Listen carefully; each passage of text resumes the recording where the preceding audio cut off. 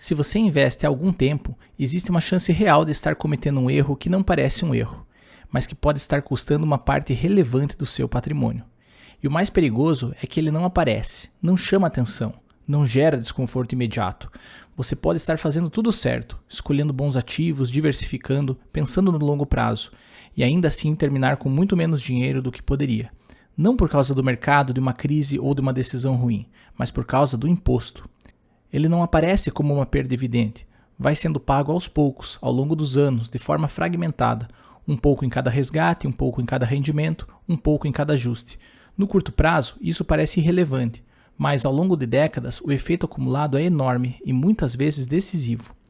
A maioria dos investidores simplesmente ignora essa dimensão, foca em retorno, em escolher ativos, em acompanhar o mercado, mas raramente para analisar quanto daquele retorno realmente permanece com ele depois dos impostos.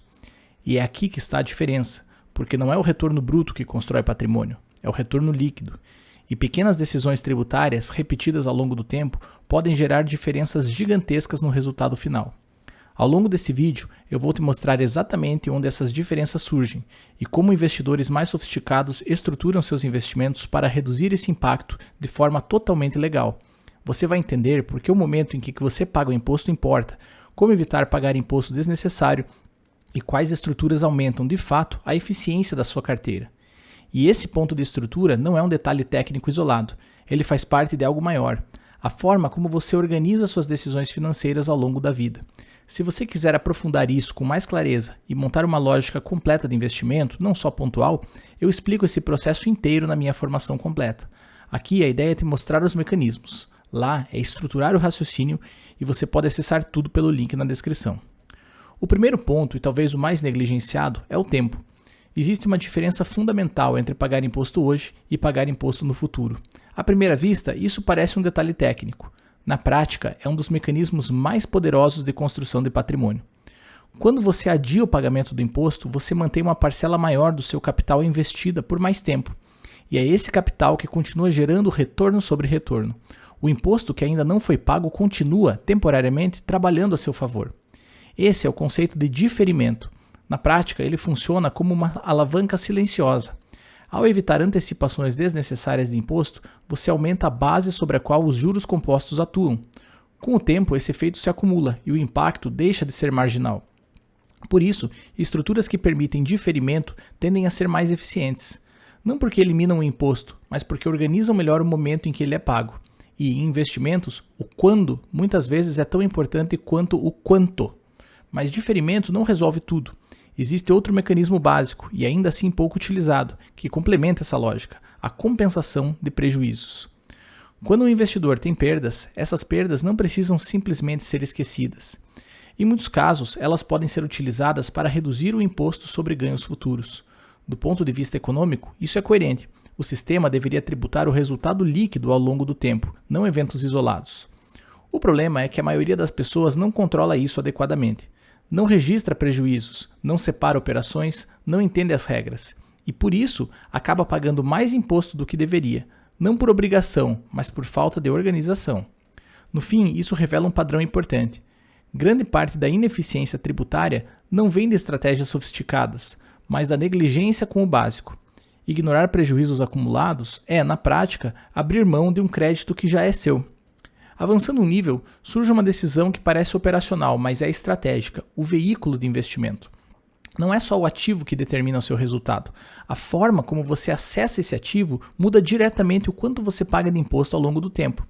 Dois investidores podem ter a mesma carteira, a mesma exposição e o mesmo retorno bruto, e ainda assim terminar com resultados líquidos bastante diferentes. A diferença está no como. Ações, fundos e ETFs possuem regras tributárias distintas, com impactos diretos sobre a frequência de tributação, possibilidade de diferimento e controle sobre a realização de ganhos.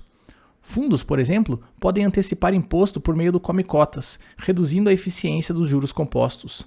Já estruturas que permitem maior controle sobre o momento da venda tendem a ser mais eficientes, justamente porque dão ao investidor a capacidade de decidir quando o imposto será pago. ETFs, dependendo da estrutura, podem oferecer um equilíbrio interessante entre simplicidade e eficiência. No fim, escolher o veículo certo não é um detalhe operacional, é decisão de retorno. E é aqui que o tema começa a ganhar mais profundidade, porque existem estruturas que incorporam eficiência tributária de forma quase automática. Um exemplo claro são os ETFs de acumulação, especialmente os domiciliados na Irlanda.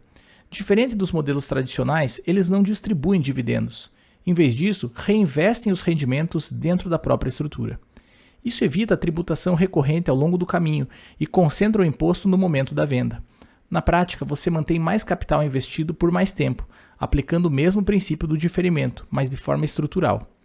Ao longo de décadas, essa diferença é significativa, não porque o imposto deixa de existir, mas porque ele deixa de interromper o crescimento do capital. Além disso, a escolha da jurisdição não é aleatória.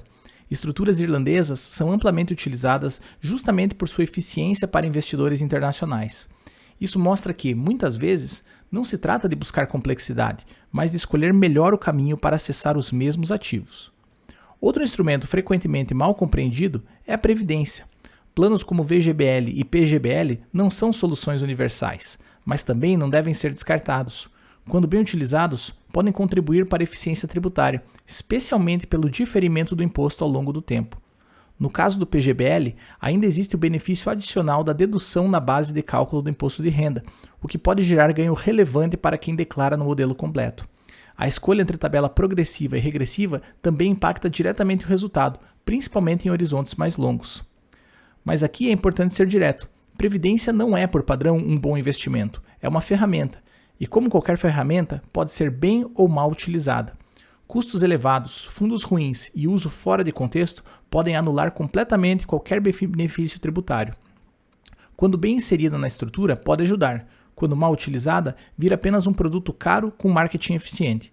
E conforme o patrimônio cresce, surge uma última camada de decisão, a estrutura. Holdings patrimoniais e estruturas offshore não existem para evitar imposto. Elas existem para organizar o patrimônio de forma mais eficiente dentro das regras. Isso inclui otimização tributária, planejamento sucessório e maior controle sobre fluxos financeiros. Uma holding pode simplificar a gestão e reduzir fricções na transferência do patrimônio. Uma estrutura offshore pode ampliar as possibilidades, permitindo acesso a diferentes jurisdições e regras. Mas isso tem custo, não apenas financeiro, mas também operacional. Sem escala suficiente, a complexidade pode superar os benefícios. Por isso, esse tipo de estrutura não é o ponto de partida, é uma camada adicional que faz sentido em contextos específicos. E tudo isso nos leva ao ponto central. No longo prazo, o jogo não é sobre quanto você ganha, é sobre quanto você consegue manter. Você pode tomar boas decisões, escolher bons ativos e ainda assim comprometer uma parte relevante do seu resultado simplesmente por ignorar a estrutura tributária. E o mais perigoso é que esse impacto não chama atenção, ele não aparece como erro evidente.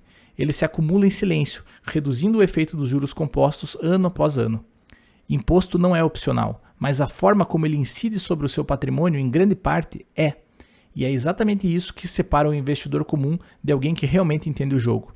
Não é sobre buscar atalhos ou promessas fáceis, é sobre estruturar melhor. Porque no final, construir patrimônio não é apenas uma questão de retorno, é uma questão de eficiência. E ignorar isso tem um custo, mesmo que você nunca perceba.